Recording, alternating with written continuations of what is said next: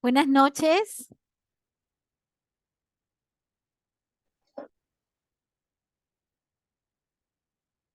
Buenas noches, Buenas doctor. noches, Buenas doctora. noches. Buenas noches, doctora. ¿Cómo está, doctor? Sí se escucha bien, ¿no? Claro, doctora. Perfecto, doctor. Muchísimas gracias.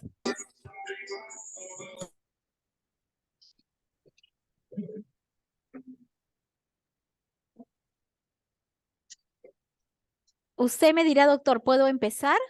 Sí, doctora, ya puede empezar. Yo voy a Excelente. seguir ingresando a los jóvenes. Excelente, doctor. Muchas gracias. Muy buenas noches con todos. Vamos a iniciar el día de hoy nuestras dos primeras clases de teoría. Sé que ustedes han tenido sus clases prácticas, así que vamos a poder de alguna manera complementar justamente los conocimientos que han ido adquiriendo en la práctica. La idea es que vayamos consolidándolos. Entonces, voy a compartir con ustedes.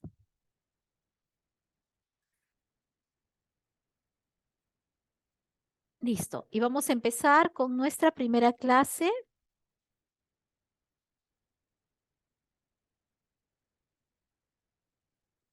¿Sí se ve en grande? Sí, doctora. Perfecto. Listo. Muchas gracias. Entonces vamos a empezar con lo que es la conjuntiva. Todos ustedes han visto probablemente ya en sus prácticas algún paciente con inflamación de la conjuntiva, que es esta capa superficial que está en contacto directo con el medio externo y que por lo tanto es la más susceptible a inflamarse, ya sea por infecciones bacterianas, virales, ya sea por no infecciosas, como son las alérgicas y otras que vamos a ir estudiando. Esto es simplemente un bosquejo para que ustedes puedan recordar y puedan ver lo complejo que realmente es este órgano de la visión, en el cual ustedes ven esta cara externa, que es una capita muy delgadita como la telita de la cebolla que va prácticamente a cubrir toda la zona de la esclera. Y vamos a ver nosotros igualmente esta capa totalmente transparente, que es la córnea, y este centro que ustedes ven, que es la pupila, ¿no? Entonces, todo está realmente prácticamente complementado de manera perfecta. Entonces, nosotros cuando vemos la conjuntiva, tenemos que analizarla en dos partes. Primero, la conjuntiva que está recubriendo la esclera y la conjuntiva que está cubriendo el borde posterior de los párpados. Por eso es que hablamos de conjuntiva vulvar y conjuntiva tarsal. Igualmente, sabemos nosotros que es una mucosa transparente que definitivamente es muy irrigada. Por eso es que cuando tenemos un problema de conjuntivitis vamos a tener un ojo rojo, va a haber vasos sanguíneos y linfáticos y tiene una función protectora, va a tener una secreción mucosa gracias a las células caliciformes, que son las que van a producir moco.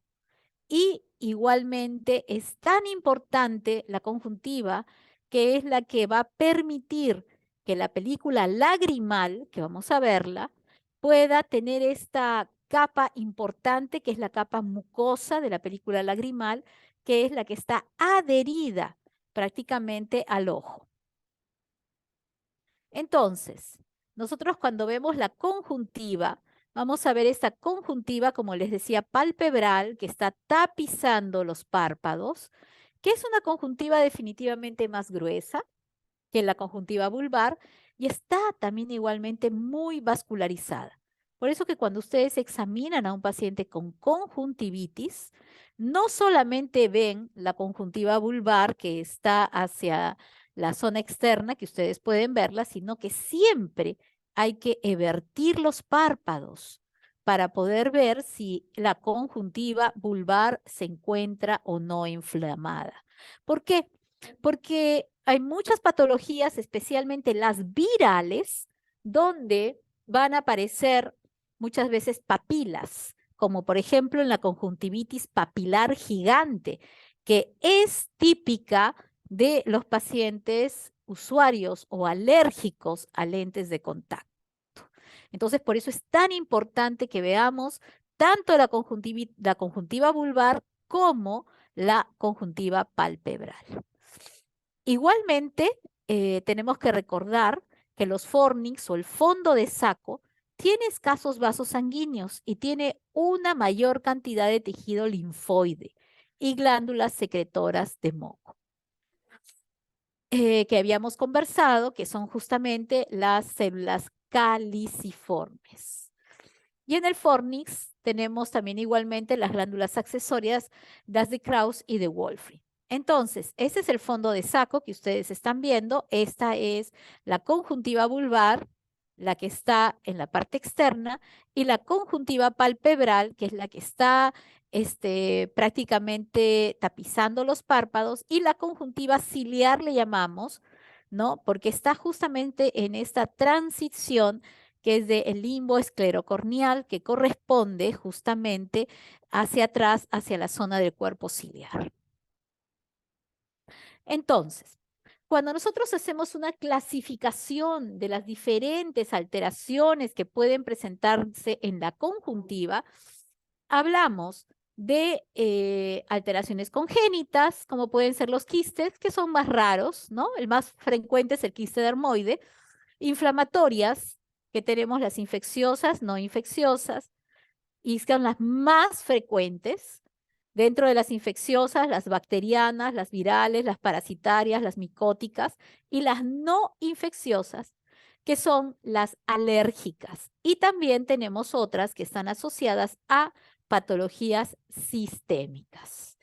Igualmente tenemos alteraciones ya degenerativas como son las cicatriciales y las no cicatriciales, y las traumáticas, que vamos a estudiarlas, que pueden ser por agentes físicos o químicos.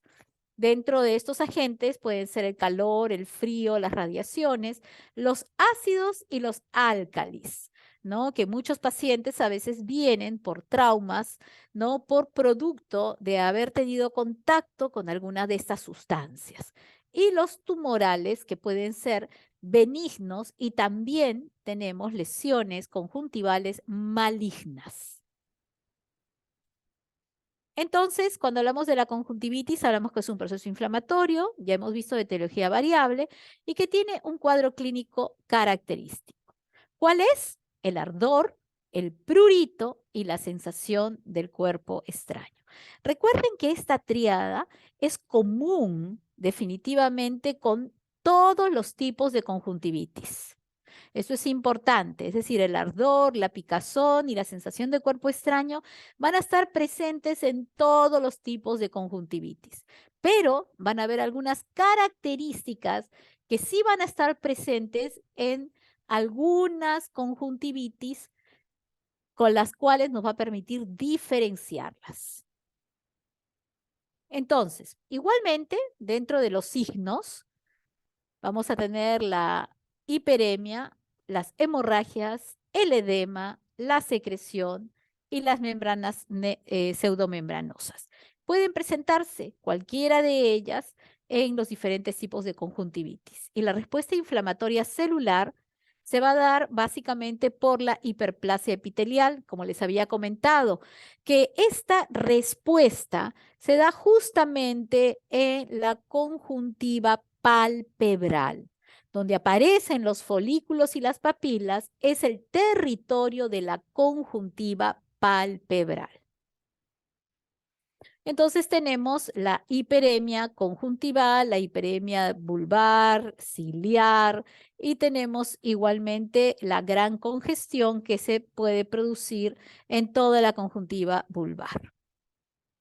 Esta es, por ejemplo, una hemorragia subconjuntival que también puede presentarse en algunos pacientes, que generalmente están asociadas a pacientes con cuadros de hipertensión o crisis de hipertensión que pueden presentar en algún momento un sangrado, pacientes que han realizado maniobras de Valsalva, es decir, pacientes que, por ejemplo, son cargadores de pesos o cargan material de construcción, o ese es el trabajo, entonces cambios bruscos, o pacientes también que a veces, sobre todo niños, que están con procesos respiratorios y están tosiendo a cada rato, ¿no? Y por lo tanto esas toses excesivas y pueden producir maniobras de Valsalva, o también aquellos pacientes que han estado con un problema gastrointestinal y han estado con vómitos frecuentes, también podrían presentar este tipo de hemorragias.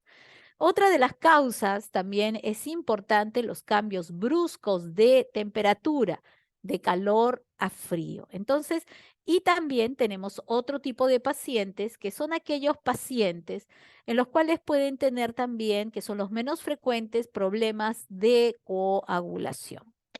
Entonces, fíjense, la hemorragia subconjuntival es frecuente y no es una emergencia.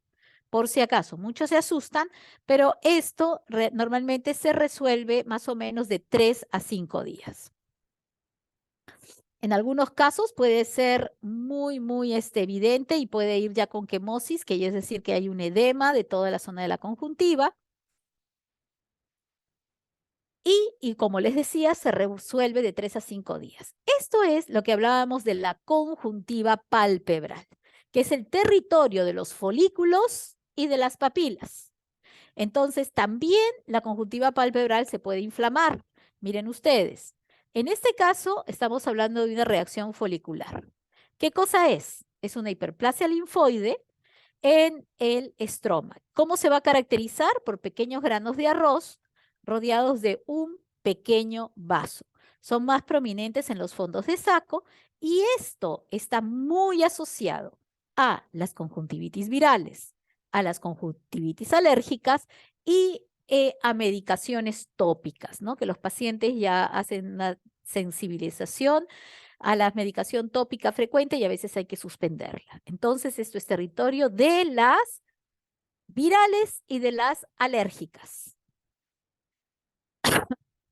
Igualmente tienen ustedes a las papilas. Las papilas justamente ya se caracterizan porque vamos a ver que van a tener un epitelio conjuntival hiperplásico y los vasos van a estar centrales y son mucho más elevadas y muchas veces están separadas una de otra por canales. Esto es típico en los pacientes usuarios de lentes de contacto. Pacientes alérgicos a lentes de contacto pueden hacer este tipo de conjuntivitis papilar gigante. Entonces, hemos visto y vamos a analizar que la conjuntiva, tanto la conjuntiva vulvar como la palpebral, pueden manifestar diferentes signos en el paciente. Entonces, vamos a ver cada una de ellas. Vamos a analizar. Conjuntivitis bacteriana, que puede ser aguda. Tenemos nosotros la oftalmía del neonatorum, generalmente por clamidia. La conjuntivitis igualmente viral, donde tenemos a los adenovirus, al molusco contagioso, al herpes. Conjuntivitis alérgica, donde tenemos la estacional, la vernal, la atópica y la papilar gigante. Entonces, cuando hablamos de conjuntivitis bacteriana aguda, vamos a considerar nosotros que los agentes etiológicos van a variar de acuerdo a si es un adulto o es un niño o es un recién nacido. Y eso lo vamos a ver ahora. Entonces, estas generalmente son las más frecuentes, se autolimitan de más o menos en 4 a 5 días, pero quiero que recuerden, una de las características más importantes es la presencia de abundante secreción. Es muy importante porque lo primero que les va a llamar la atención, como ven ustedes acá, es la gran cantidad de secreción, secreción purulenta, que hace que inclusive en las mañanas el paciente, lo primero que les dice es, amanecí con los ojos pegados y tuve que echarme agüita y paños para que pudiera despegar mis ojos. ¿Por qué? Porque la gran cantidad de secreción hizo que amaneciera así. Igualmente, van a tener hiperemia, puede haber reacción también papilar, puede haber membranas también inflamatorias en casos graves, pero lo que sí hay en todas, y lo vuelvo a repetir, es que hay gran cantidad de secreción purulenta. Lo repito, ¿por qué, chicos? Porque estos son preguntas de exámenes. Entonces, cuando yo pregunto qué característica es la más importante en una conjuntivitis bacteriana, no me pueden decir que es el prurito, porque el prurito es prácticamente lo comparten todas. La característica más importante es la secreción purulenta. Entonces, lo repito, chicos, para que por favor lo tengan bien claro. Igualmente, puede haber afectación corneal, pero es muy poco frecuente. Estos pacientes generalmente todo casi se limita básicamente a la conjuntiva, por lo que, repito, la agudeza visual no está afectada. Y es diferente a las queratitis, que lo vamos a ver ahora.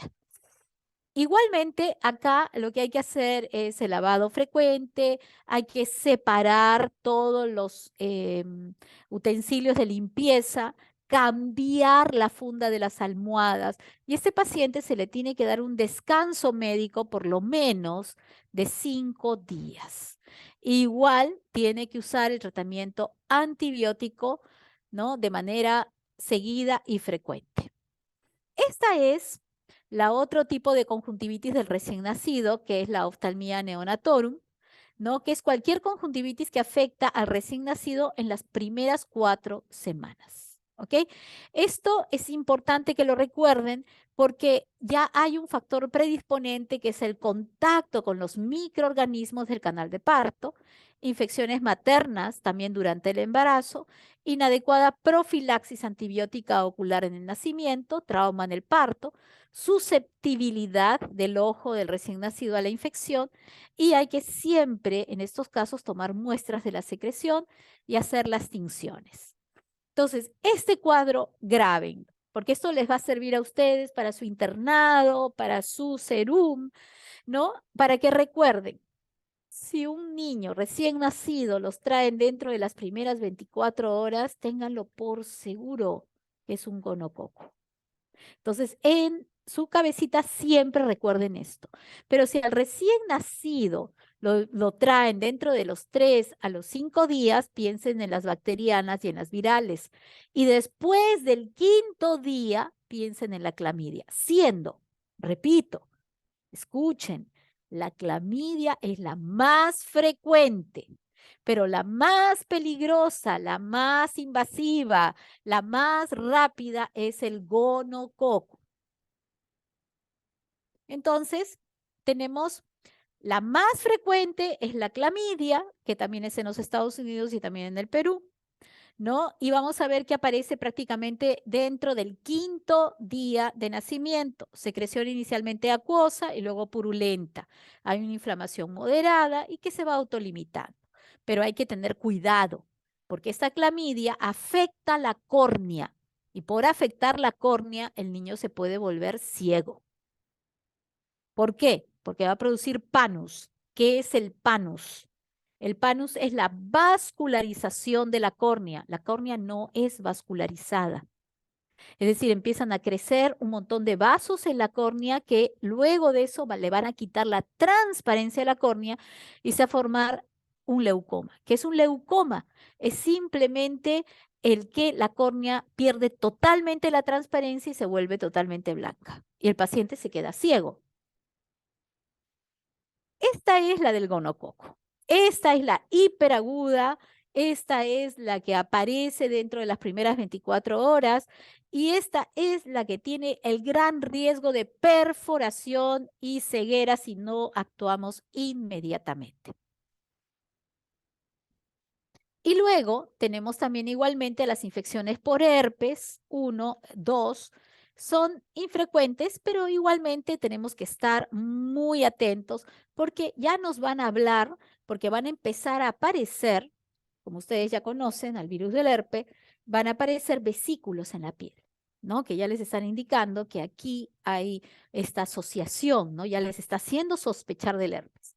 Igualmente, muchas de ellas pueden producir alteraciones de la córnea y pueden penetrar y producir uveitis y hasta septicemia. Por eso tenemos que estar muy atentos.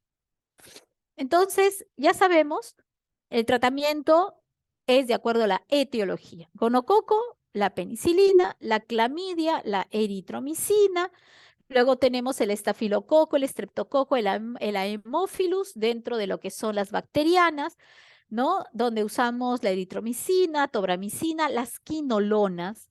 Y luego tenemos el herpes, donde vamos a usar el aciclovir. Ustedes saben, y eso lo vamos a ver y vamos a decirlo otra vez, de que nosotros vamos a tener un resultado bueno del herpes cuando actuamos dentro de los 3 a 5 días. Después de eso ya no tenemos ningún efecto. Por eso es muy importante que nosotros demos el tratamiento oportuno y rápido al paciente con herpes. Y recordar que la profilaxis antibiótica posparto, eritromicina, tetraciclina, betadine diluido.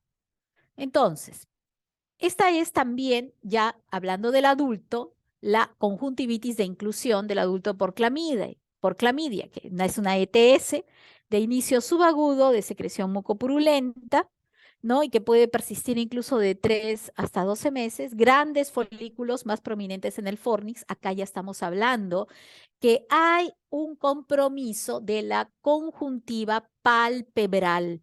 Otra de las cosas que también le van a encontrar ustedes es la linfadenopatía, que no es dolorosa. E igualmente, estos son tipos de larga evolución y que pueden producir cicatrización conjuntival y micropanus. Nuevamente vuelvo a decir que es el panus, es la vascularización anormal de la córnea.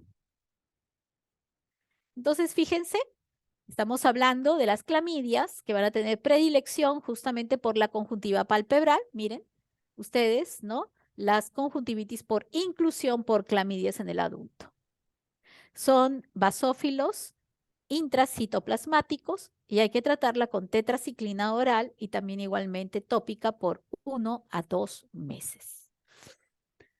Lo terrible es que tenemos hasta el momento una gran lucha contra la ceguera por este tipo de problema, que es la clamidia del serotipo A, B y C, que va a producir el glaucoma y que es causante y es el primer causante de ceguera prevenible en el mundo y sobre todo en países subdesarrollados como el nuestro.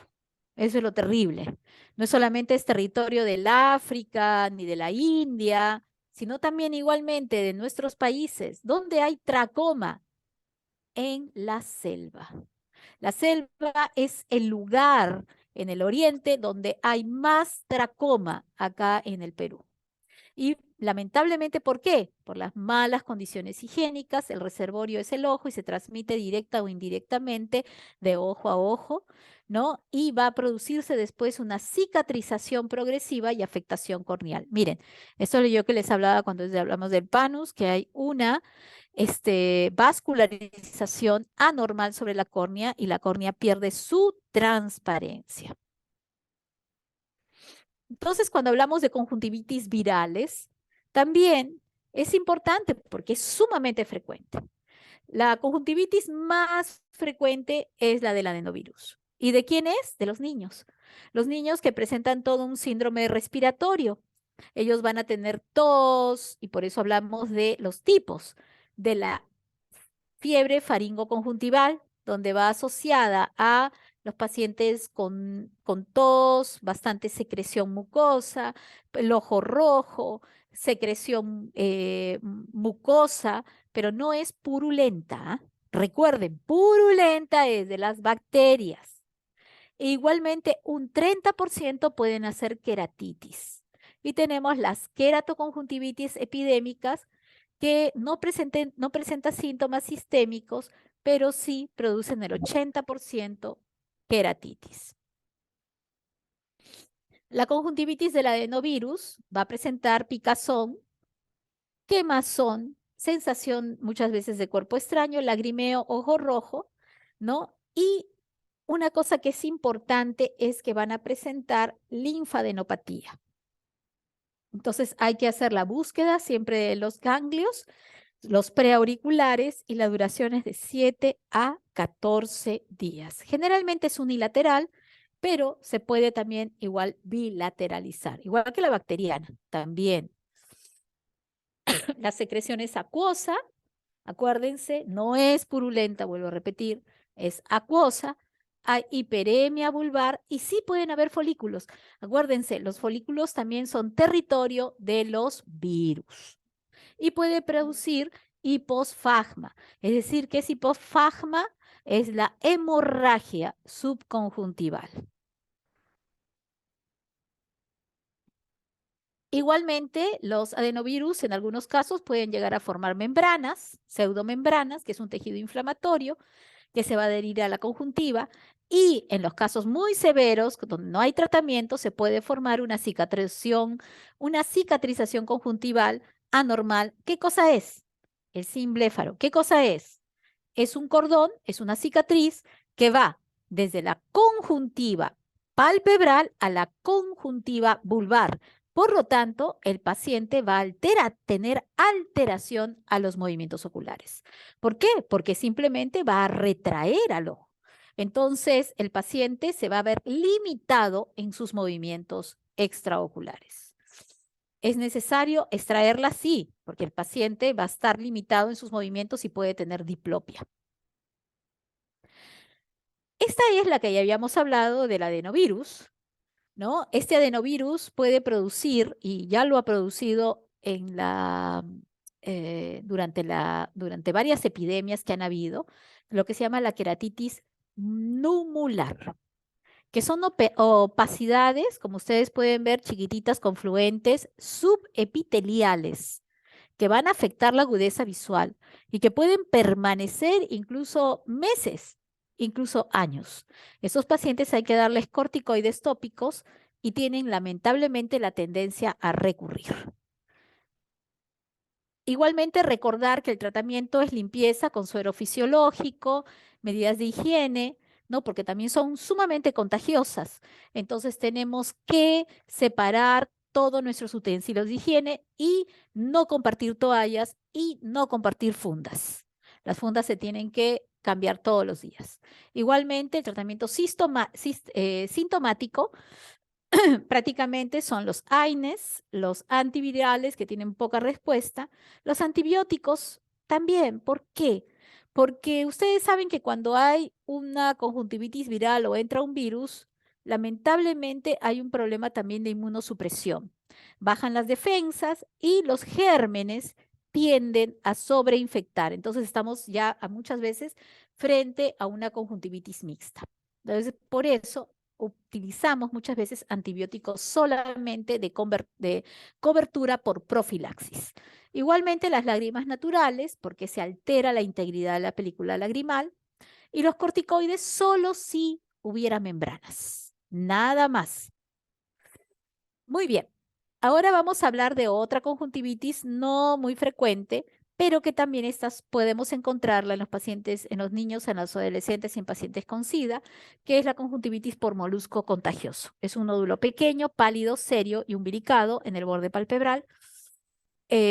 Igualmente, vamos a ver nosotros que puede presentar inclusive queratitis epitelial si es de larga evolución, y el tratamiento es la escisión, ¿no? Es realmente extraerlo. Y las otras conjuntivitis, que también no son tan frecuentes, que son las del herpes, tanto el tipo 1, vamos a ver nosotros muchas veces asociadas primero a una primoinfección, niños jóvenes por inoculación directa, vesículas, que ustedes van a verlas primero asociadas, que pueden estar en el párpado con edema, y luego de eso una conjuntivitis folicular asociada, igualmente adenopatía, preauricular dolorosa, y muchas veces son pacientes inmunocomprometidos, perdón, y que también, ¿saben que muchos de estos pacientes son pacientes, y yo les digo porque hemos visto mucho durante el COVID, pacientes con todo un síndrome de ansiedad, de pánico, de estrés, y ustedes saben que eso produce inmediatamente la baja de las defensas. Y acuérdense ustedes que estos pacientes, al bajar sus defensas, el herpes puede fácilmente entrar. Entonces, raramente la afectación es corneal en la primoinfección. Entonces van a ver ustedes, acá está el tratamiento siempre con el aciclovir tópico, hay que hacer rápidamente el diagnóstico, ¿no? Y van a ver ustedes pequeñas vesículas que van a aparecer, que ya le están hablando a ustedes de que esto lo más probable es que sea un herpes. Muy bien. Entonces ahora vamos a entrar a las conjuntivitis alérgicas, que también son frecuentes, ¿no? Dentro de las no infecciosas. Entonces tenemos a las alérgicas estacionales, queratoconjuntivitis vernal, queratoconjuntivitis atópica y conjuntivitis papilar gigante. Estas 4 conjuntivitis alérgicas son las que vamos a ver. La estacional, como su nombre lo dice, es la forma más habitual de alergia. Hay una reacción de hipersensibilidad tipo 1 a alérgenos aéreos generalmente específicos, ya el paciente los conoce, ¿no? Y son síntomas nasales generalmente asociados, inmediatamente el paciente empieza a estornudar, empieza el ojo a ponerse rojo, ¿no? A veces es el polen, ¿no? Entonces, los ácaros de la casa, los pelos de los animales. Entonces, uno tiene que ir detectando cuáles son. Acá el paciente va a tener prurito, acuérdense, el prurito puede estar en todas las conjuntivitis, que es la picazón. Igualmente va a tener aquí sí edema leve o moderado de los párpados. Esto sí es muy típico de los pacientes con alergias. Los pacientes con alergias hacen edema. Igualmente la conjuntiva puede estar muy roja, no puede haber mucha congestión conjuntival y la secreción es acuosa. Nuevamente vuelvo a repetir, la secreción purulenta es típica de las bacterias. Igualmente, recuerden, ¿qué tipo de secreción es acá? Acuosa.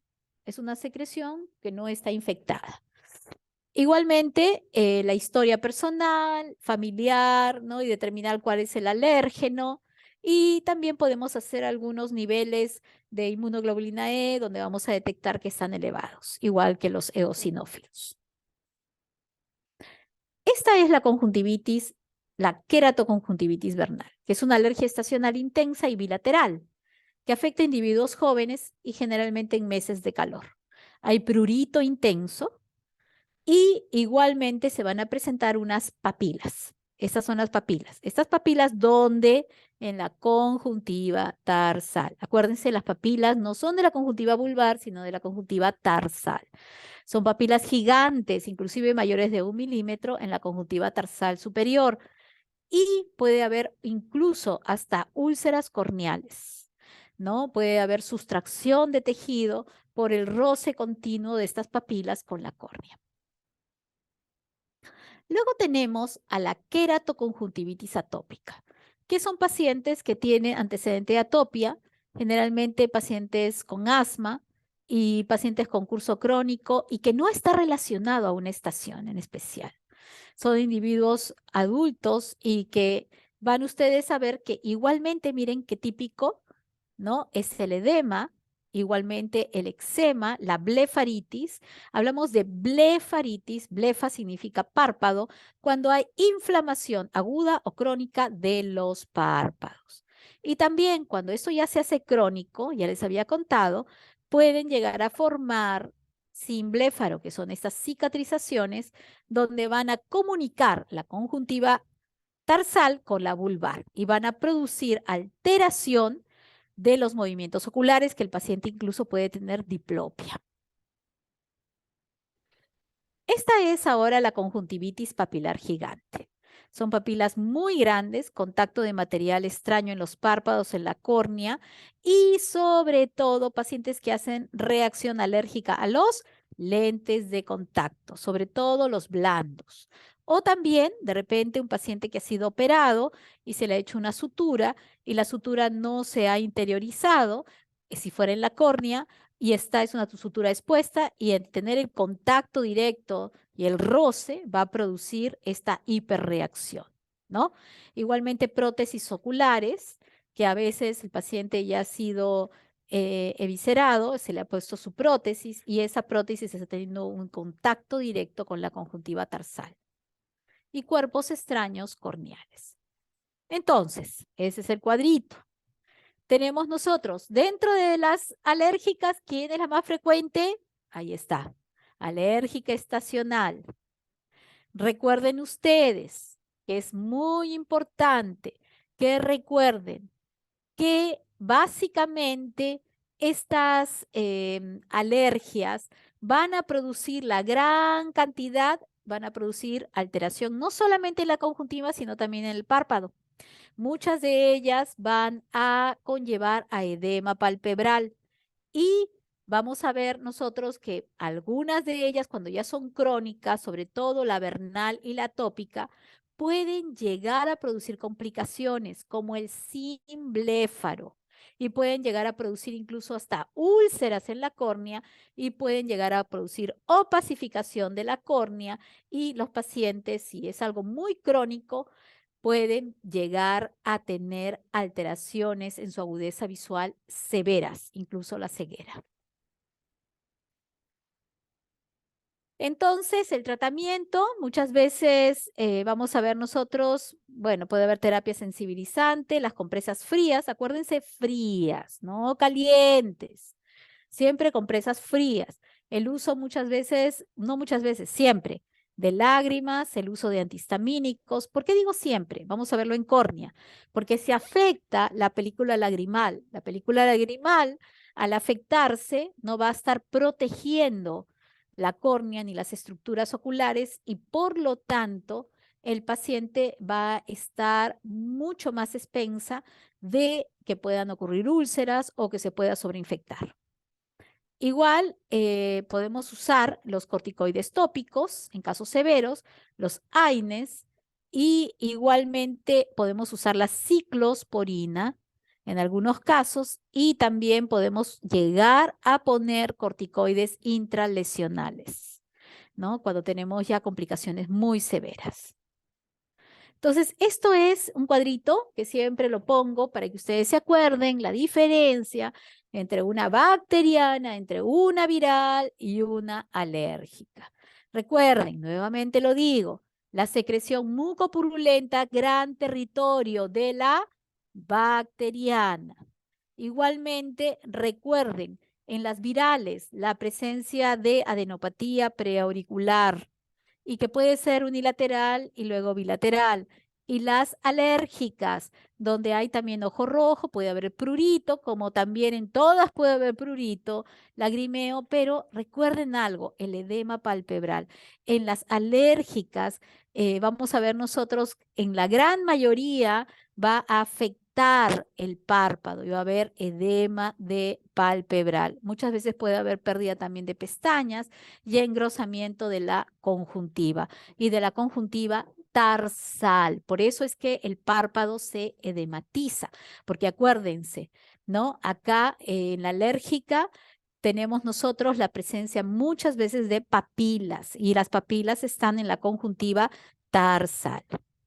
Muy bien, entonces tenemos igualmente ya ahora, ya no en el territorio ni de las infecciosas ni las no infecciosas, que ya las vimos, el territorio también igualmente de las quemaduras.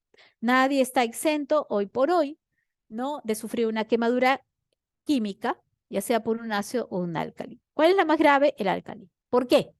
Porque el álcali saponifica la grasa y tiene una capacidad de penetración que inmediatamente va a producir una destrucción de todas las estructuras de la córnea.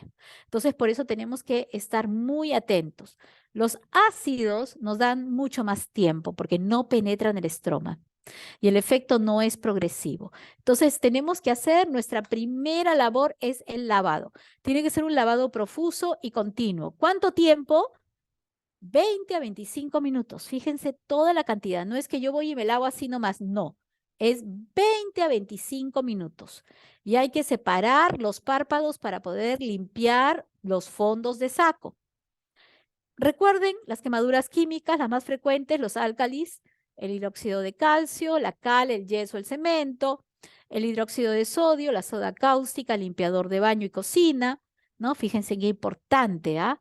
Igualmente, y en eso lo tenemos en casa, así que tengan mucho cuidado cuando tengan contacto con estos álcalis. Igualmente, los amoníacos, los fertilizantes, los refrigerantes, el limpiador de vidrio, que también lo usamos para la limpieza en casa, y por eso es que siempre tenemos que estar protegidos, ¿no? Usar nuestra protección. Hidróxido de potasio, hidróxido de magnesio.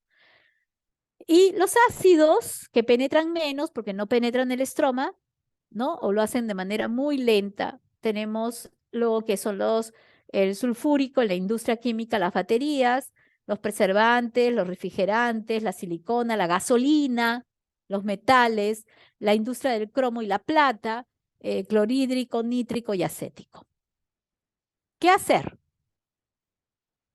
¿Qué vamos a hacer? Lo primero es echar una gotita de anestesia. Ustedes, chicos, cuando se vayan al internado, cuando se vayan al serum, acuérdense de comprarse sus gotitas de anestesia. No saben cómo les van a ayudar, porque el paciente va a venir con el ojo cerrado, se me metió un cuerpo extraño, desesperado, o que le cayó algo. Ustedes, cuando echan la gotita de anestesia, el paciente va a poder abrir el ojo y ustedes van a poder examinar qué es lo que ha pasado. Entonces, ¿qué hay que hacer? Irrigar con suero fisiológico o agua, lo que tengan, para poder irrigar toda la zona que ha sido quemada. Se pueden ayudar de un separador, y ahora van a ver que ustedes mismos lo pueden construir incluso con un clip, para poder separar y tener acceso a los fondos de saco para poder hacer el lavado. ¿Cuánto tiempo? 20 a 25 minutos. Eso es lo más importante. Entonces, disculpen porque me pasó una que no es la de acá, la voy a después a retroceder porque esa es la de la película Lagrimal. Ok, disculpen un ratito.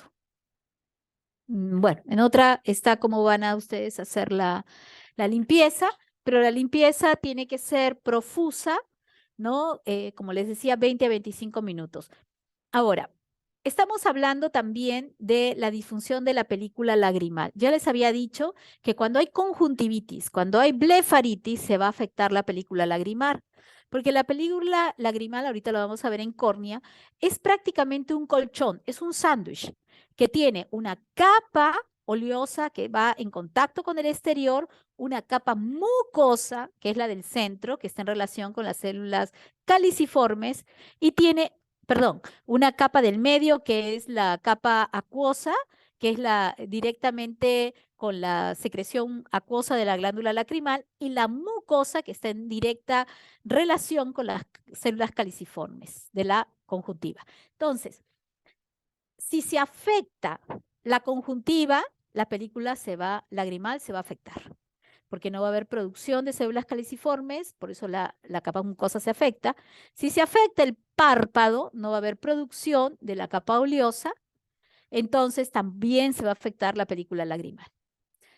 La película lagrimal o el síndrome del ojo seco es muy frecuente, sobre todo en las mujeres. ¿Por qué? Porque esta está en una relación directa con las hormonas. Entonces, generalmente la mujer después de los 60 años, 50 años, ya empieza el problema de la menopausia, van a tener mucha más afectación justamente de la película lagrimal. Entonces, esto es importante para que ustedes lo recuerden. Entonces, esas son las capas que ya les dije, que es la capa oleosa, lipídica, la acuosa, que es la que está en el centro, y la mucinosa, que es la que está en contacto directo ya con el ojito. Por eso les decía la capa de mucina, que es la mucinosa, que es la capa justamente de la conjuntiva con las células caliciformes, que es la que le va a permitir la adherencia al epitelio corneal. La capa cosa media, que va a ser prácticamente por la glándula lagrimal, y también por la accesoria, la lisozima y la lactoferrina, y la capa lipídica, que tiene que ver con las glándulas de Meibonio, que están justamente en el borde palpebral. Entonces, fíjense, todos estos tres componentes son importantísimos para que tengamos una integridad de la película lagrimal y estemos realmente protegidos del medio externo. Esa es nuestra primera protección. Igualmente, ustedes recuerden que esta película lagrimal se renueva con el parpadeo. ¿Y cuántas veces parpadeamos? De 8 a 12 veces por minuto. Pero eso lamentablemente se ve afectado por toda la tecnología que ha entrado. Entonces, ¿qué pasa? Ustedes ven a niños, a jóvenes, ustedes mismos que están frente a un computador prácticamente 6 a 8 horas y ni siquiera parpadean o parpadean mucho menos de 8 veces. Entonces, inmediatamente el ojo se va a empezar a poner rojo. ¿Por qué? Porque inmediatamente el ojo se va a empezar a resecar y las estructuras al empezar a resecarse se van a inflamar y entonces van a ustedes a tener pacientes que les vienen a la consulta por ojo rojo. Entonces, es importante que permanezcamos siempre y que estemos conscientes que tenemos que hacer nuestro parpadeo. Esa es otra alteración de la conjuntiva que también es muy frecuente, que es la pinguécula. Esta alteración que generalmente va a aparecer en la región, ustedes van a ver en la región nasal, ¿no? Y que no invade la córnea, es de color amarillento y no hay una reacción inflamatoria asociada. Y esta generalmente no requiere tratamiento, a diferencia del pterigion. El pterigion sí, porque es una membrana fibrovascular. ¿Por qué se forma? Porque hay microquemaduras. ¿Y en quién es más frecuente? En los pacientes que están expuestos a la radiación ultravioleta. ¿Quiénes son? Pacientes que viven en la selva, pacientes que viven en el norte del Perú con altas temperaturas, pacientes que viven en Puno, en Cusco, en Arequipa, donde tienen un nivel de radiación que les produce alteración. Por eso casi todos usan sus gorros y es importante el uso de gorro, por eso es que el pterigion es más frecuente en esa zona. Entonces es una membrana fibrovascular porque el ojo, cuando hay isquemia, lo que va a producir es vasos y tejido fibroso. Esas son las dos reacciones básicas frente a la isquemia y eso se repite en todo el organismo. Entonces el pterigion, ya les había dicho, la exposición a los rayos del sol, ya saben ustedes en qué lugares del Perú tiene mayor prevalencia y lógico, tiene mayor incidencia en las personas de 20 a 40 años y frecuente en las zonas ecuatoriales y nosotros estamos en zonas ecuatoriales.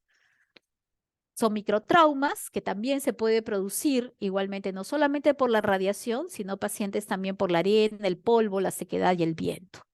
Y es una irritación, inflamación crónica y son pequeñas microquemaduras y que el paciente va a reaccionar formando una membrana fibrovascular.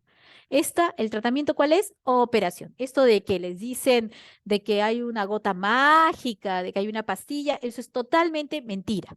La única forma en la que ustedes pueden solucionar un pterigion es operándolo, no hay otra forma. Se hace una escisión quirúrgica.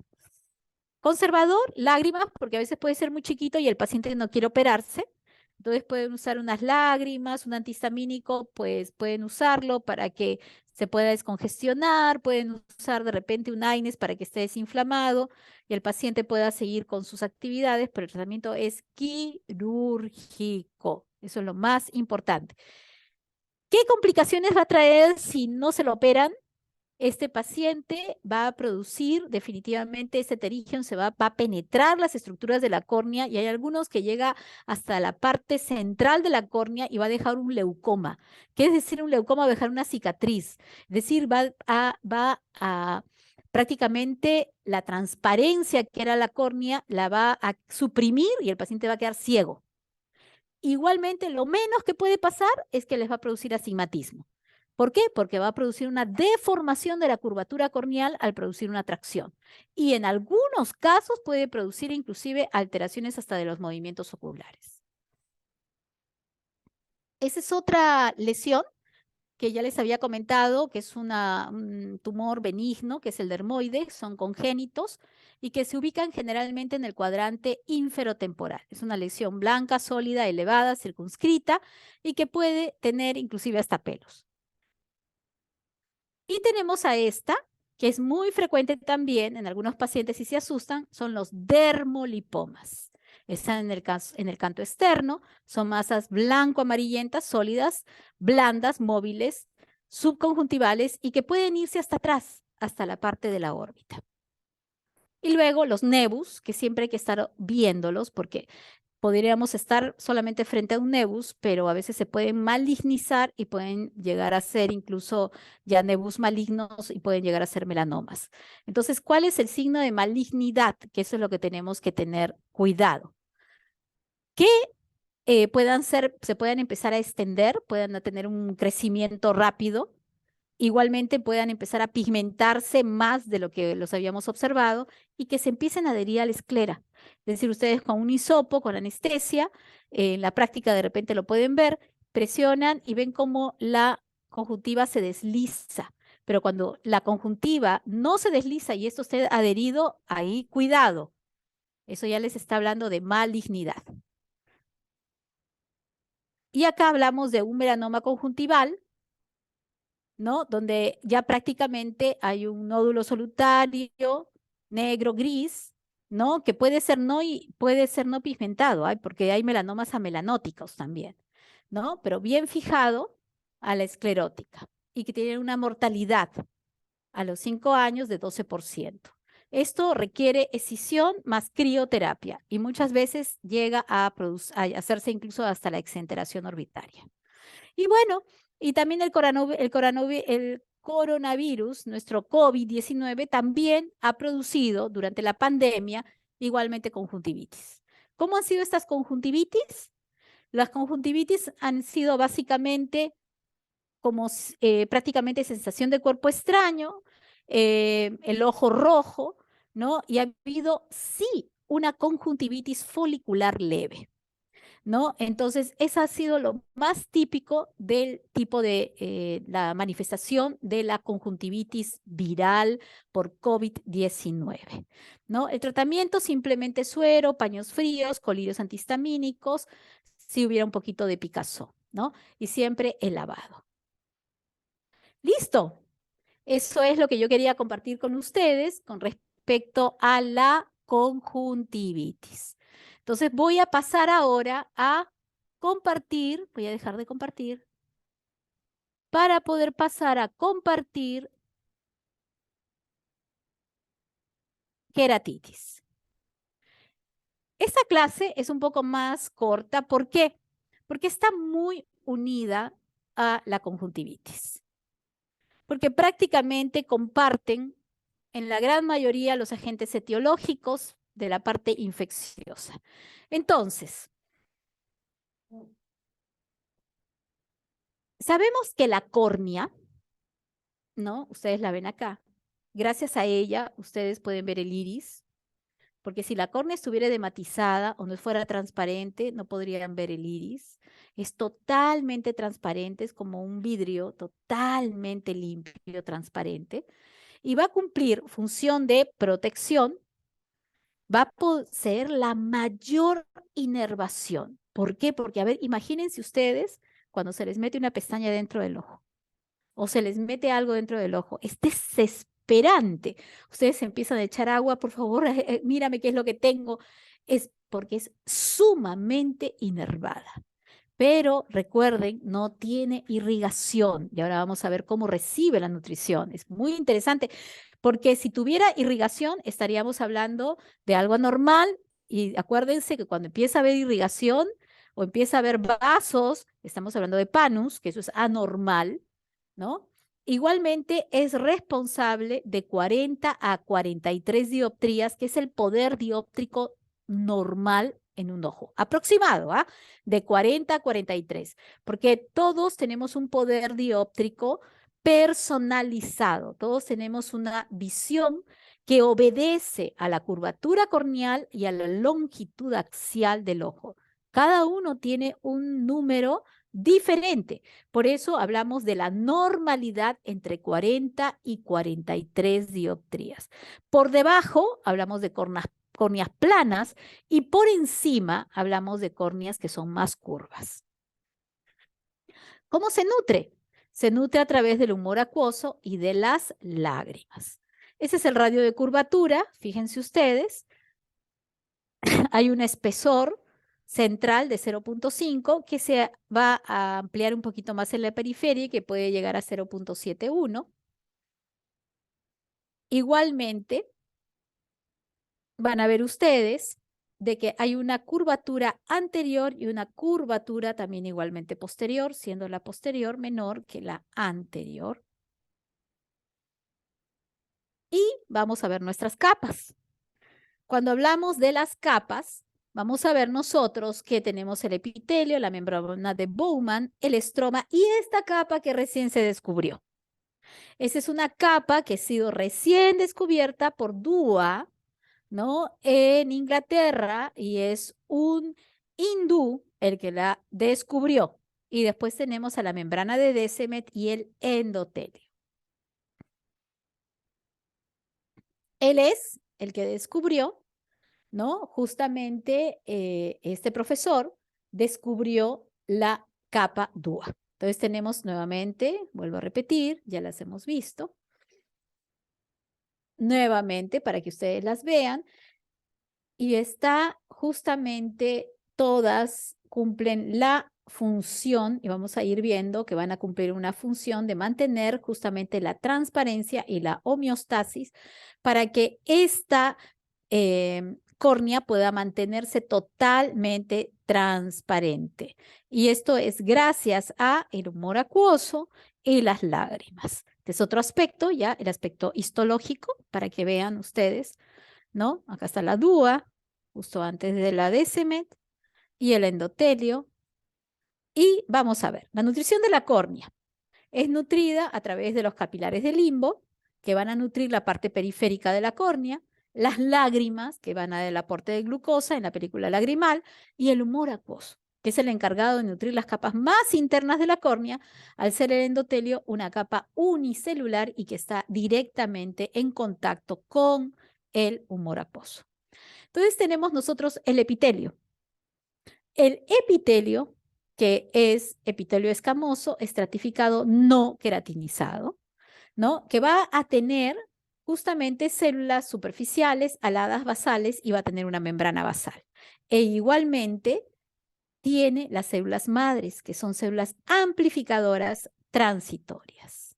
Entonces, fíjense que esto es parte del epitelio. Luego tenemos igualmente la membrana de Bowman, que es una estructura acelular que representa la capa superficial del estroma de la córnea. No se regenera cuando se daña. Recuerden eso, el epitelio sí se regenera.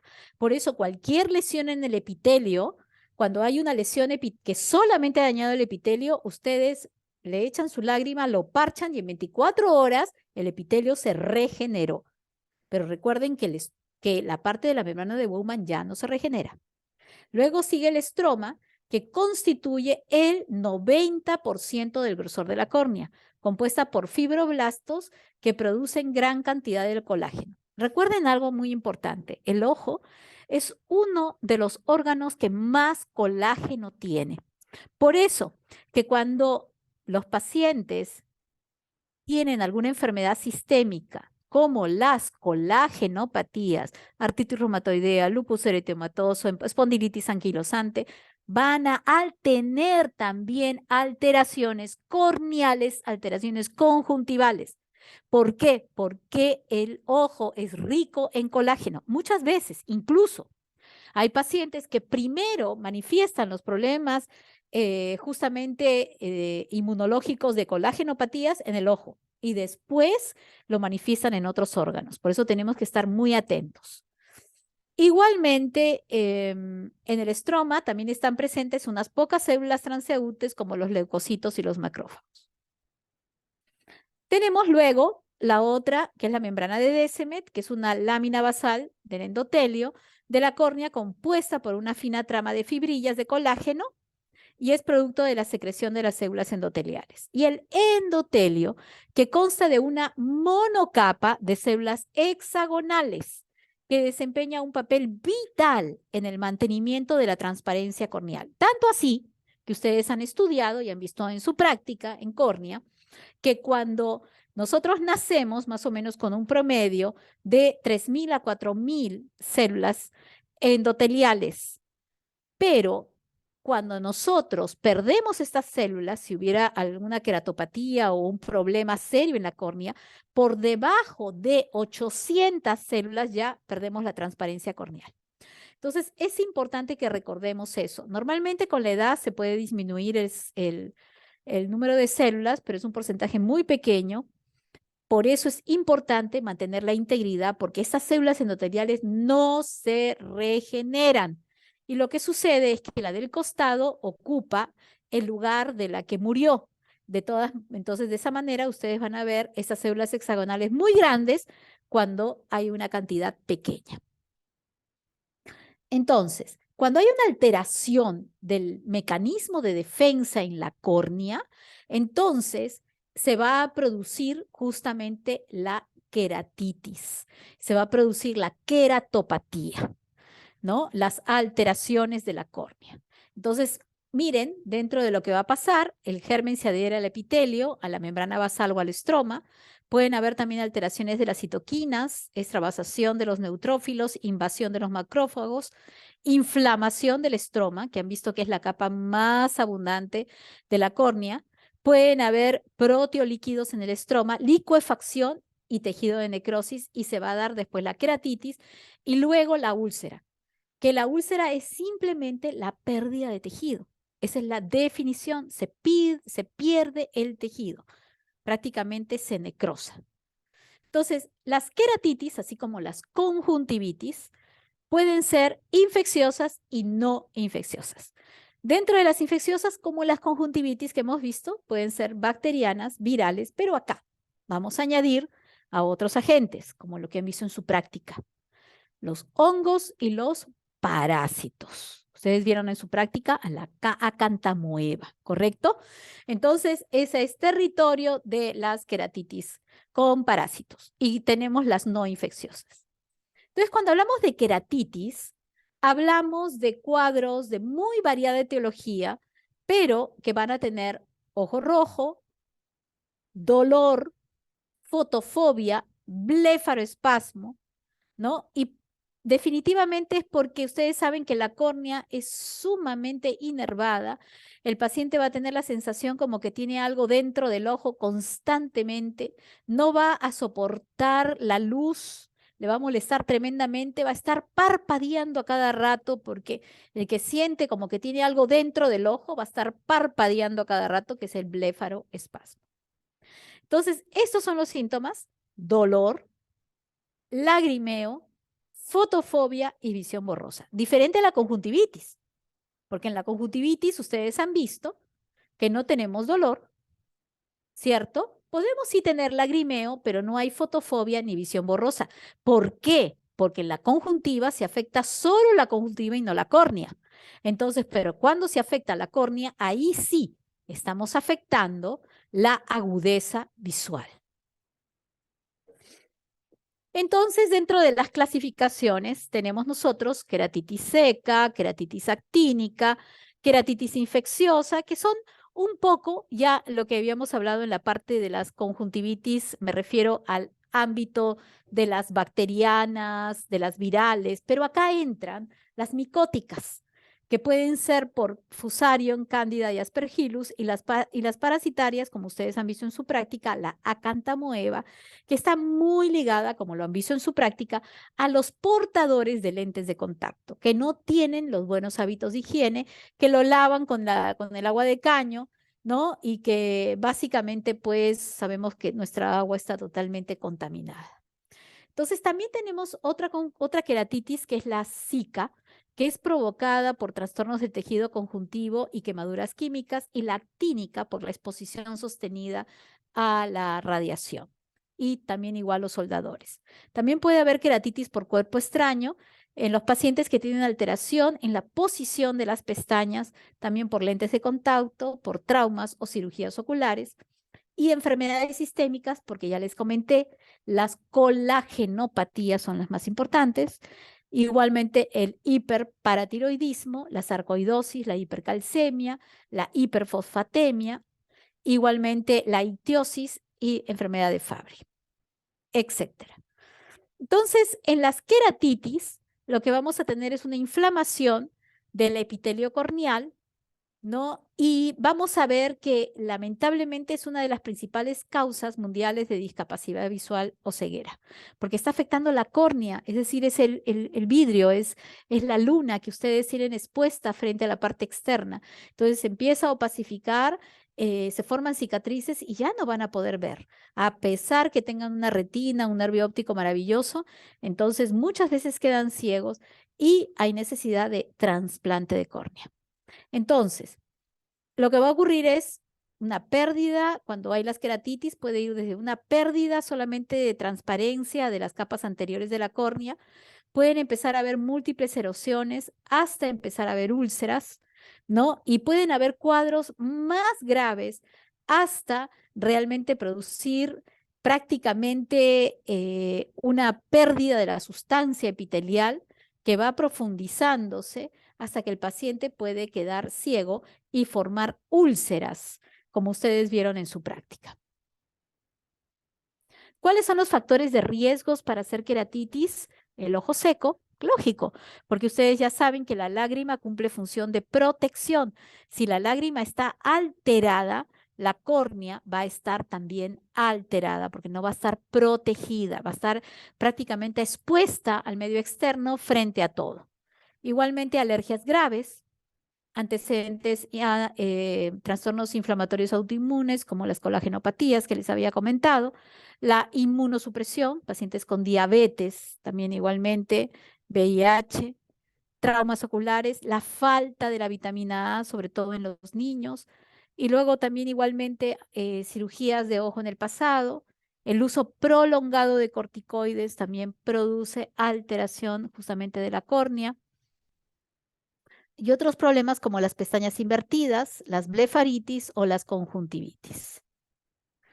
Entonces ya les había hablado qué es lo que el paciente va a tener, ¿no? Hemos visto la visión borrosa, el espasmo ciliar, la disminución de la sensibilidad corneal, la fotofobia, el lagrimeo, el parpadeo, el prurito también, ¿no? Que va a tener el paciente y la sensación de cuerpo extraño, que es lo más importante. Infecciosas, dentro de ellas el estafilococo, el neumococo, el estreptococo, las pseudomonas y las moraxelas, que son las más importantes, y las queratitis bacterianas, fíjense cómo vamos a visualizarlas, ¿no?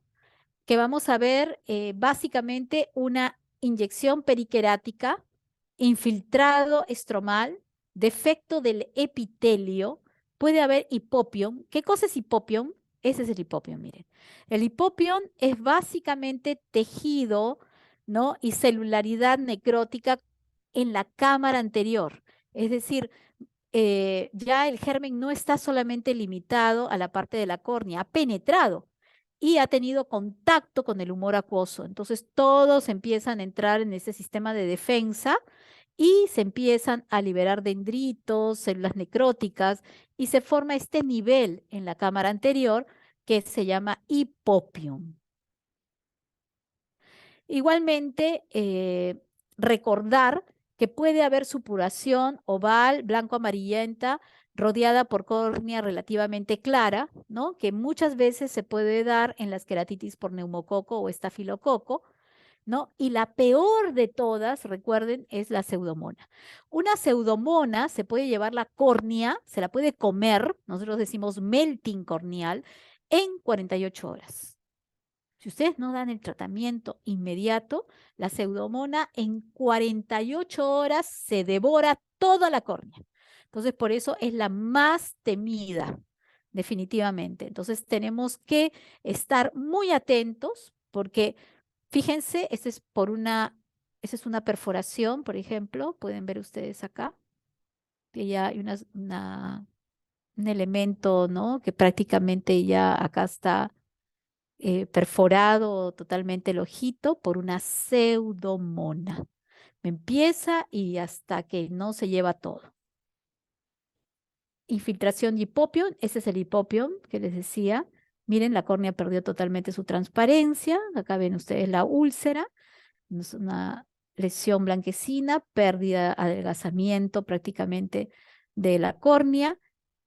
Igualmente úlcera acá y el hipopión.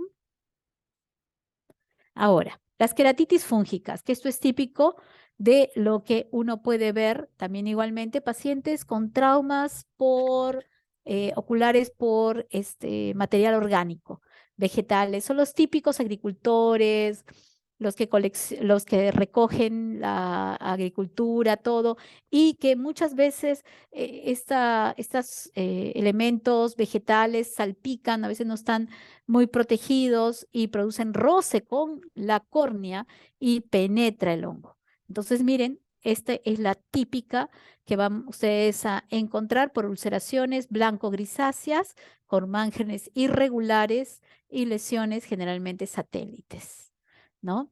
Entonces, es importante, igualmente puede haber también igualmente por cándida, y eso son más que todo en pacientes inmunocomprometidos con enfermedades preexistentes. Igualmente, recuerden de que en el hongo pueden haber algunos factores, como les había dicho, el uso sostenido de corticoides, la inmunosupresión sistémica, la diabetes y los traumas oculares. Recordar, todos estos hongos van a producir estas lesiones blanquecinas, ¿no? Prácticamente irregulares y que requieren un tratamiento sostenido en el tiempo y persistente. Eso es lo que vamos a ver. Miren, todo esto puede producir definitivamente el honguito.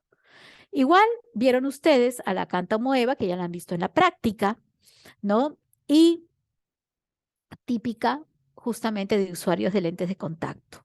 Igual que la conjuntivitis papilar gigante, ¿se acuerdan? En las alérgicas.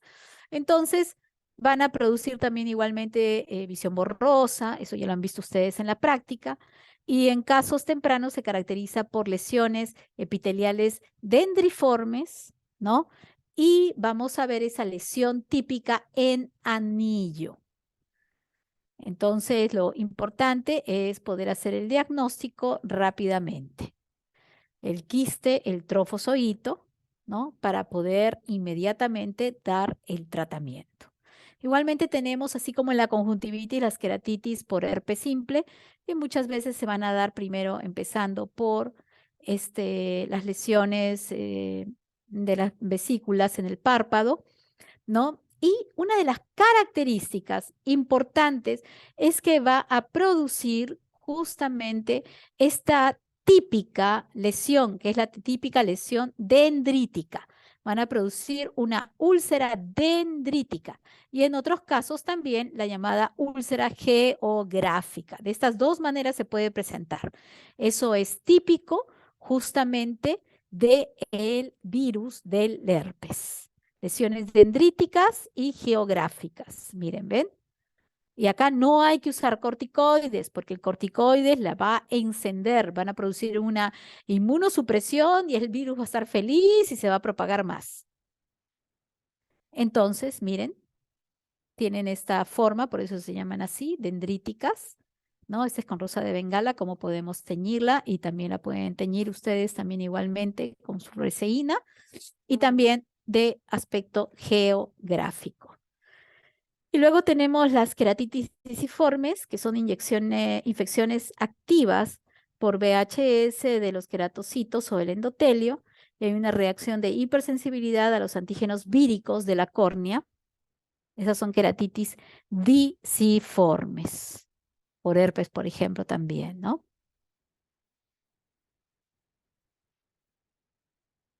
Y ahora tenemos otra, que es la queratitis por exposición. Esto es típico en los pacientes cuando ustedes vayan, por ejemplo, a hacer alguna visita a algún paciente a la UCI o pacientes que están en estado de coma. A veces tienen la hendidura palpebral y el paciente no ha cerrado o ha ocluido perfectamente el ojo. Entonces, ¿qué va a pasar? se va a resecar. Al resecarse, esta zona, si no está cubierta por lágrima, se va a ulcerar. Entonces, es importante que estos pacientes siempre estén bien controlados y que de alguna manera siempre estén protegidos con sus lágrimas y su gel y que el ojito esté ocluido para que no tengamos este problema. El diagnóstico que hacemos de las queratitis, siempre una muy buena historia clínica detallada para poder saber cuáles son los antecedentes oftalmológicos, si el paciente es usuario o no de lentes de contacto, si el paciente es portador de alguna enfermedad sistémica, alguna infección, alguna cirugía, la evolución, si hay alguna molestia además del dolor, ¿no? El blefaroespasmo, el lagrimeo, si hay fotofobia, preguntar, ¿no? Por esos signos fundamentales y síntomas que les van a hablar de la queratitis. E igualmente, ¿cuál es el nivel de agudeza visual previo? ¿Cuánto veía? ¿Cómo era su visión? ¿Si usaba lentes? ¿Qué medida tenía? ¿No? Y también determinar si es uno o están los dos ojos afectados y si además está asociado a alguna otra afectación. Entonces, nosotros siempre el diagnóstico tenemos que hacerlo. Una vez que hemos terminado, tenemos que hacer una exploración. Entonces, en la lámpara de hendidura usamos la fluoresceína. La fluoresceína para poder teñir la córnea y determinar si hay algún tipo de lesión en ella, ¿no? Con la tinción, nosotros vamos a determinar si hay una queratitis de repente puntata muy pequeñita, solamente pequeñas erosiones, o si de repente hay una úlcera y la fluoresceína la va a captar y vamos a poder medirla. Eso es lo más importante, para medirla y verla en la evolución. Igualmente, es importante hacer básicamente la agudeza visual, ver cómo está su agudeza visual. Cuando nosotros tengamos nuestra clase justamente de refracción, que vamos a hacer la próxima creo que es, no olvidar en sus prácticas, por favor, pedirle a sus médicos que les enseñen a hacer su agudeza visual. ¿Cómo se hace una agudeza visual? ¿No? Usar su cartilla de Snellen, si no tiene la cartilla, lo que es el cuentadedos, después movimiento de bultos, movimiento de manos, luego van a aprender a cómo explorar con la luz, ¿no? PL o no ven la luz NPL, eso es lo más importante. Si algo tienen que aprender de este curso es hacer una buena agudeza visual. Igualmente con la lámpara de hendidura, luego de teñir para buscar lesiones corneales, descartar la presencia de cuerpos extraños, ulceraciones corneales, visualizar la cámara anterior del ojo, van a aprender la paquimetría, que se mide el grosor de la córnea para comprobar que no ha habido pérdida de sustancia de la misma y si no hay la presencia de edema. Y luego la medida de la presión intraocular. Eso es un poco para que ustedes vean el diagnóstico diferencial, especialmente porque como hemos visto ya conjuntivitis hoy día y queratitis, quiero que comparen estas dos. ¿Hay dolor en la conjuntivitis? No. ¿Hay dolor en la queratitis? Sí, porque lo que se lesiona es la córnea, que es la zona más inervada. Recuerden cuando se les mete una pestaña dentro del ojo. ¿Hay inyección ciliar? Sí, en la queratitis. ¿Hay exudados? Sí, en la conjuntivitis. Recuerden que pueden ser mucosos, que pueden ser muy purulentes como en la bacteriana, no se olviden, por favor, y que pueden ser acuosos, generalmente en la alérgica. En la queratitis podría haber un exudado si es que está asociada también a conjuntivitis, porque podría haber queratoconjuntivitis. Luego, las pupilas están bien, están normales. El tono ocular o la presión intraocular también está bien. La agudeza visual, recuerden, en la conjuntivitis está normal, porque es la parte externa, que es la conjuntiva, que no está afectada a la córnea. En cambio, en la queratitis sí. Puede estar desde poca hasta muy severamente comprometida. Muy bien, este es un cuadrito para que ustedes pues lo vean en sus, como les voy a pasar las diapositivas para que lo puedan mirar y recordar, ¿no? Para que recuerden, secreción mucosa alérgica, secreción acuosa viral y secreción mucopurulenta bacteriana. Chicos, no se olviden de eso, porque eso es importantísimo para que ustedes puedan hacer bien sus diagnósticos, ¿ok? Y recuerden algo muy importante, disminución leve de agudeza visual, pero puede ser hasta severa en la queratitis, ¿ok? Eso es lo que básicamente quiero que recuerden.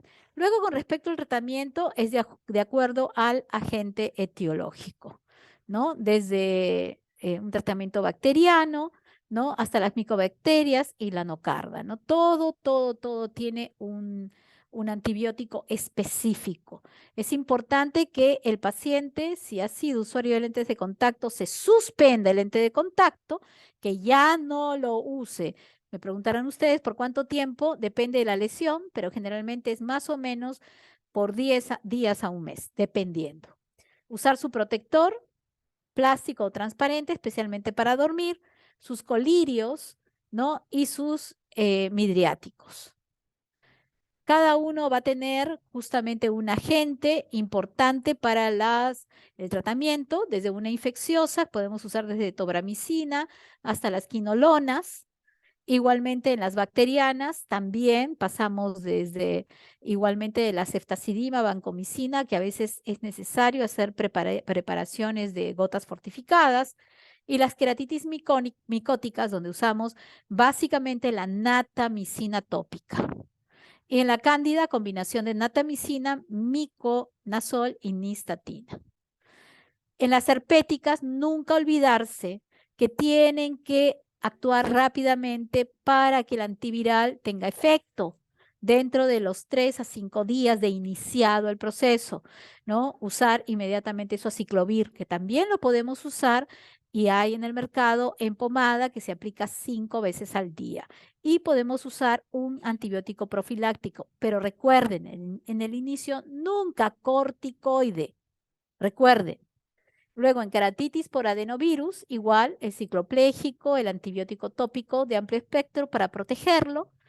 Igualmente, cuando tenemos queratitis por herpes zóster, igual el aciclovir, como les estaba diciendo, ¿no? Que tenemos que usar igualmente 800 miligramos 5 veces por día y saben ustedes que es por 10 días, ¿no? Igual los analgésicos, porque estos pacientes tienen mucho dolor, y la queratitis por acántamoeba, que ustedes ya aprendieron, que tiene que ser el tratamiento justamente específico para acántamoeba. Igualmente recordar que los antifúngicos tópicos muchas veces tenemos que estar al lado del paciente y quedarnos a su lado las 24 horas, y es lo que hace el residente, para poder poner la gota. Muchas veces cada hora tenemos que estar. Y muchas veces hacemos nuestros preparados. A veces no tenemos la natamicina, que es muy cara, que el paciente no puede comprar, y tenemos que hacer nuestros preparados de anfoteresina, conazol, ¿no? Para poder darle al paciente. Estos pacientes generalmente cuando son queratitis por hongo, estos pacientes generalmente están hospitalizados y se les da el tratamiento. Igualmente lo que aprendieron ustedes ya con la cantamoeba, ¿no? Las biguanidas, que son importantes, ¿no? Miconazol, neomicina. Y bueno, y ya terminando, estamos viendo las no infecciosas, que ya las hemos visto un poco también en la parte de la conjuntivitis, que también igual pueden ser traumáticas, químicas, físicas o por exposición.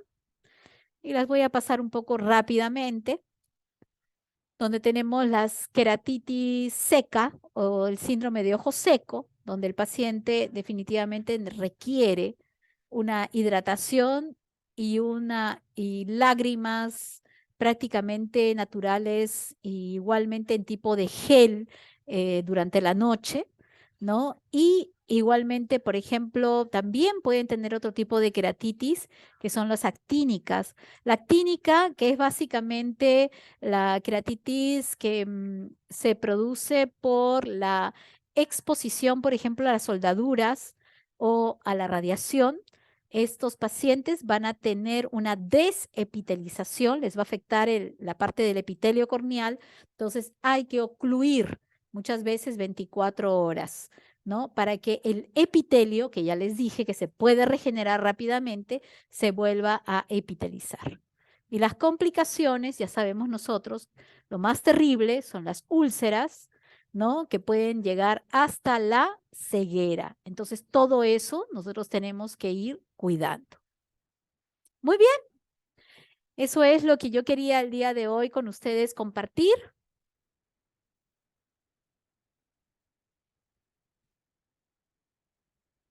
Y les quiero pedir a todos ustedes que puedan, voy a compartir con, bueno, creo que con el delegado, la delegada, ¿no?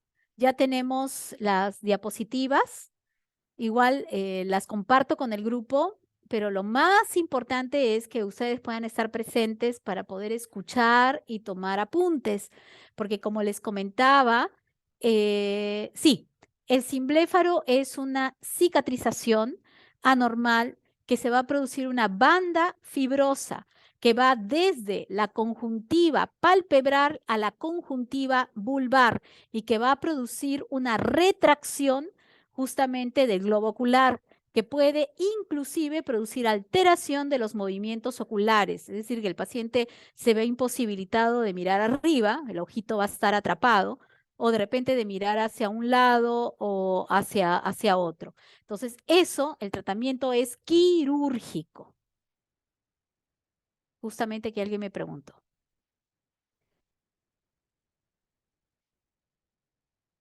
Sí, justamente para que vean sus, ¿cómo se llama? Sus diapositivas. La del gonococo, muy bien lo que me han preguntado, es, acuérdense que es la conjuntivitis hiperaguda del neonato dentro de las primeras 24 horas, ¿no? Y ustedes han visto luego las bacterianas que pueden estar y las virales dentro de 3 a 5 días y después del quinto día piensen en clamidia.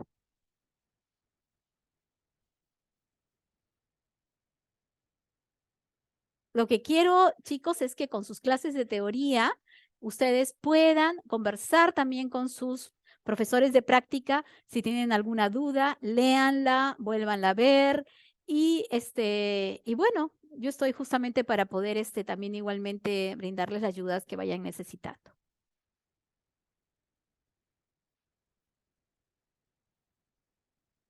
Ah, para el tratamiento del herpes generalmente son de 7 a 10 días.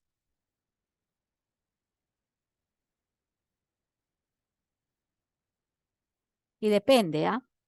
Si es un herpes que solamente te ha comprometido la córnea, hablamos de 7 a 10 días, pero hay herpes que pueden penetrar y te pueden dar hasta una uveitis herpética y eso ya es bastante más serio, puedes estar 20 días, 25, 30 días, ¿no? Ay, chicos, ¿cuál es el del neonato?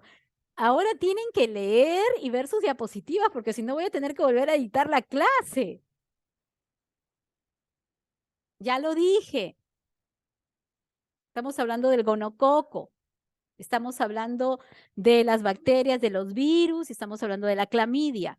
Por favor, vean todas sus diapositivas. Listo. Muy bien. Doctor, yo creo que ya me voy retirando. Muchísimas gracias, doctora. Bien explicaditas las dos clases. Ay, qué bueno, Que tengan esa es muy la buena idea. noche. Gracias, doctor. Le Igualmente a agradezco todos los muchísimo. jóvenes presentes en la plataforma también que tengan muy buenas noches. Abríguense porque está lloviendo. Ah, sí. Gracias, gracias, doctor. Cuídense Buenas mucho noches, doctora. y nos estamos viendo para la próxima clase, ¿ya? Buenas Cuídense noches con bastante. Buenas todos. noches con todos. Gracias. Hasta luego. Muy amable. Gracias.